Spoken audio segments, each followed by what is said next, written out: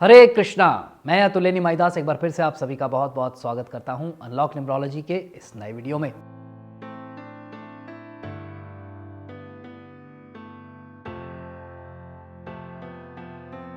आज बात करने जा रहे हैं नंबर्स के बारे में, रिलेशनशिप को जो डिनोट करते हैं कि हाँ यार ये नंबर्स हैं अगर आपके पास, या ये आपका मूलांक है तो कौन से भाग्यांक या कौन से मूलांक वालों के साथ आपकी अच्छी जम सकती है। तो इसके बारे में हम इस वीडियो में बात करेंगे। बहुत ज़्यादा लंबा नहीं होगा, छोटा सा वीडियो होगा पर इंटरेस्टिंग ज़रूर होगा। तो आप देखते रहिए, सुनते रहिए, पूरा देखिएगा, अंत तक देखिएगा। अच्छा लगे तो लाइक कर देना, शेयर कर देना और सब्सक्राइब कर देना बेल आइकन के साथ। चलिए शुरू करते हैं। सो न्यूमरोलॉजी में जो सबसे इम्पॉर्टेंट चीज़ होती है वो हमारी डेट ऑफ बर्थ होती है। नंबर्स होते हैं हमारे, और हम कौन से नंबर्स के साथ पैदा हुए हैं ये ही हमारी लाइफ को पूरी तरीके से रूल करते हैं। कुंडली है, हॉरोस्कोप है, ग्रह हैं, प्लैनेट्स हैं, उनकी अपनी जगह है, परंतु जिस मूलांक के साथ हम आए हैं और जिस भाग्यांक के साथ हम आए हैं वो अपने आप में बहुत इंपॉर्टेंस रखता है अंक ज्योतिष के अनुसार। अब अगर आप किसी भी इंसान के साथ रिलेशनशिप में जाते, देखिए यहाँ पर आप रिलेशनशिप को ना अपने ब्लड रिलेशंस के साथ कंफ्यूज मत करिएगा। आपके भाई बहन, मदर, फादर, इनके साथ अभी इनको मिक्स मत करिएगा, क्योंकि कहीं ना कहीं ब्लड रिलेशंस में चीज़ें फेल सी हो जाती हैं, क्योंकि वहाँ पर नंबर के वाइब्रेशन से ज़्यादा स्ट्रॉन्ग इमोशंस होते हैं। एक माँ या एक पिता अपने बच्चे को जिस भी नाम से बुलाए, घर के नाम से बुलाती है, भले ही वो राशि उसका बिल्कुल ऑपोजिट हो, भले ही उस नाम का टोटल बिल्कुल ऑपोजिट आ रहा हो उसके मूलांक भाग्यांक से, परंतु वो नाम उसको नेगेटिव इम्पैक्ट नहीं देता, क्योंकि उसके पीछे जो नंबर है उसके वाइब्रेशन उतने स्ट्रांग नहीं है। उसके पीछे जो उनका भाव है, जो उनका इमोशन है, जो उनकी फीलिंग है अपने बच्चे के प्रति, वो बहुत स्ट्रांग होती है। तो मेरे से कई बार लोग पूछते भी हैं कि जो हमारा घर का नाम है वो उसको भी चेक करना चाहिए क्या, उसको भी रेक्टिफाई करना चाहिए क्या? नहीं, कोई ज़रूरत नहीं है।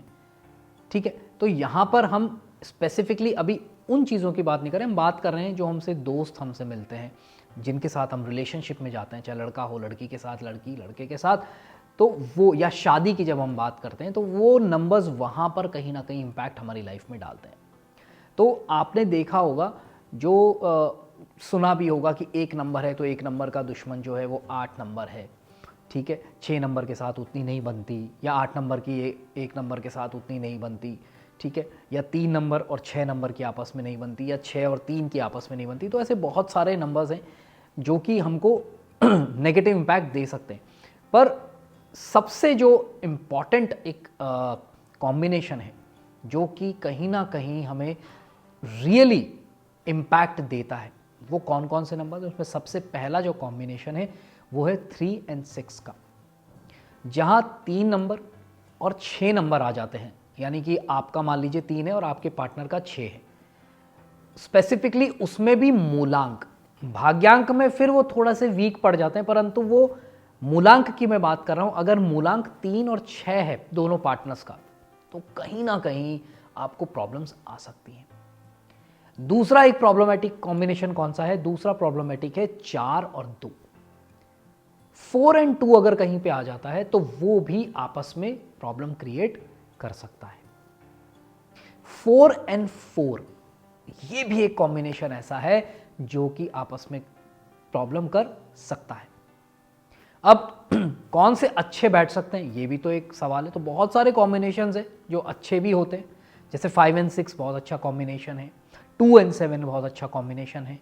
ठीक है, वहीं 1 और 9 आ जाता है तो एक राजा है, एक मंत्री है, सेनापति है, तो थोड़ा सा दोनों का ईगो बीच में आ जाता है, क्लैशेस हो सकते हैं। 9 और 9 का क्लैश हो सकता है, 1 और 1 का क्लैश हो सकता है।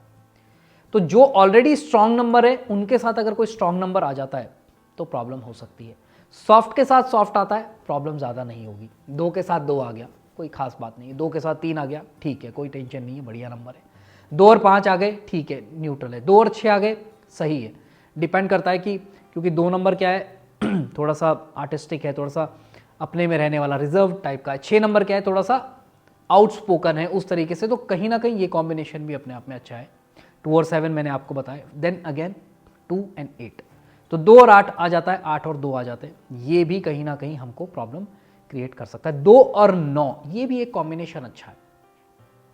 वैसे हम न्यूमरोलॉजी में कहते हैं कि 2 और 9 आपस में फ्रेंडली नंबर्स नहीं है, पर मूलांक के मामले में कई बार क्या होता है कि वो बहुत गर्म है, ये ठंडा है, तो एक अच्छी जोड़ी बन सकती है, राइट। अल्टीमेटली रिलेशनशिप्स के अंदर जब हम जाते हैं तो वहाँ पर हमें ये देखना पड़ता है कि हमारी मैच्योरिटी का लेवल कैसा है। मैं अपने सारे क्लाइंट्स को ये बोलता हूँ जो बात करते हैं सेपरेशन की, डिवोर्स की, या रिलेशनशिप में प्रॉब्लम आ रही, तो मैं उनको ये कहता हूँ भाई मैच्योरली हैंडल करो, छोड़ दो मूलांक, छोड़ दो भाग्यांक, छोड़ दो ग्रहों को।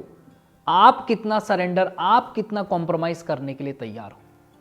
जब मांझा बहुत बुरी तरीके से उलझ जाता है तो उसको सुलझाने के लिए ज़्यादा मेहनत करनी पड़ती है। तो क्या आप उतनी मेहनत करने के लिए तैयार हो? अगर आप तैयार हो तो सुलझ सकता है। बहुत ऐसा, मैं बचपन में था ना, मुझे बड़ा शौक था कि मैं गुच्छे उठा के लेकर आता था मांझे के, कि मैं इसको सुलझाऊंगा यार। वो मेरे लिए अचीवमेंट, सेंस ऑफ अचीवमेंट देता था। तो क्या आप उस तरीके का सेंस ऑफ अचीवमेंट चाहते हो, या आपका ईगो आ रहा है कि छोड़ो यार अब बहुत हो गया, नहीं चाहिए? तो अगर नहीं चाहिए तो फिर कोई बात ही नहीं है, फिर तो हमको डिस्कशन ही नहीं करना चाहिए किसी न्यूमरोलॉजिस्ट या एस्ट्रोलॉजर से। आप न्यूमरोलॉजिस्ट या एस्ट्रोलॉजर के पास कब जाते हो? जब आपको सॉल्यूशन चाहिए होता है। तो अगर आपको सॉल्यूशन चाहिए तो बिल्कुल किया जा सकता है, चाहे मूलांक और भाग्यांक कुछ भी हो।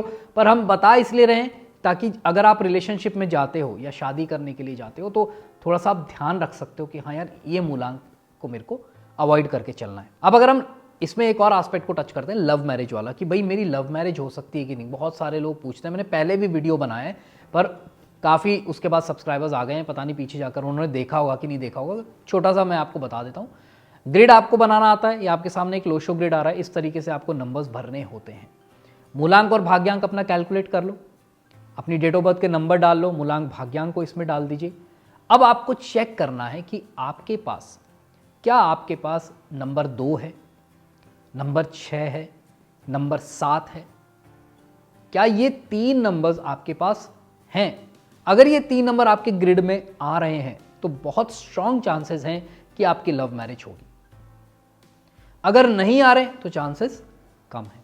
हाँ, अगर आपके पार्टनर के पास है, आपके पास मान लो नहीं है, उनके पास है, तो वो भी आपको कहीं ना कहीं हेल्प मिल सकती है। होता है ना कि यार मेरे पास तो नहीं है पर उसके पास है, तो उसकी क्योंकि उसके लव मैरिज लिखी थी तो मेरी भी लव मैरिज, तो वो तो मुझसे ही प्यार करती है या मैं तो उससे ही प्यार करता हूँ, तो ऑब्वियसली हमारी ही शादी होगी। तो कई बार एक पार्टनर की स्ट्रॉन्ग उन वाइब्रेशंस के कारण भी आप दोनों का मिलन हो जाता है। तो ये भी एक सिंपल सा एक फॉर्मूला है। इसके ऊपर ये कहीं पर किसी शास्त्र में नहीं दिया हुआ, किसी अंक जो दिया भी होगा तो अब ऑलमोस्ट 94 जो हमारे स्क्रिप्चर्स है वो लुप्त है। तो ये रिसर्च बेस्ड चीज़ें हैं। जब रिसर्च आप करते हो तो आपको देखता है, जब आप 300, 400, 500, 1000 केसेस स्टडी कर लेते हो लव मैरिजेस की, तब आपको देखने को मिलता है कि हाँ, ये कुछ नंबर्स हैं जो कॉमन है यार, ये आ रहे हैं, तो ये इम्पैक्ट, बहुत स्ट्रॉन्ग इम्पैक्ट दे देते हैं लव मैरिज का।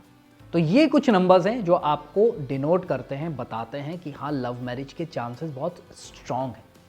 बट अल्टीमेटली अगर आपको ये देखना है कि हमारा साथ कैसा रहेगा, हमारी मैरिज हो जाएगी कि नहीं हो पाएगी, और आगे हमारा साथ कैसा रहेगा, तो उसकी अलग हम वीडियो बनाएंगे, उसके ऊपर वो अलग टॉपिक लेकर आएंगे आप सबके सामने। ठीक है जी। तो ये था रिलेशनशिप के ऊपर। आई होप आपको अच्छा लगा होगा, इंटरेस्टिंग लगा होगा, इंफॉर्मेटिव लगा होगा। लगा है तो लाइक कर दो, शेयर कर दो, सब्सक्राइब कर दो बेल आइकन के साथ। Thank you so much for watching this video. God bless you all the best. Hare Krishna.